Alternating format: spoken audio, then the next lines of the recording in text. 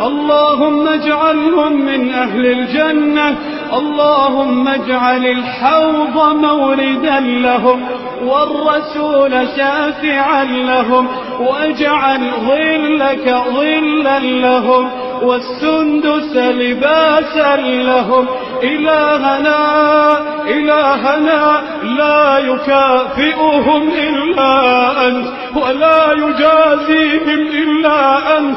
اللهم أجزلهم يا حي يا قيوم، اللهم أجزلهم على الإحسان إحسانا، كما أكرمونا فأكرمهم، كما رحمونا فارحمهم، كما رحمونا فارحمهم، كما رحمونا فارحمهم، كما أنفقوا علينا فأنفق عليهم. أجزل مثوبتهم، أجزل مثوبتهم.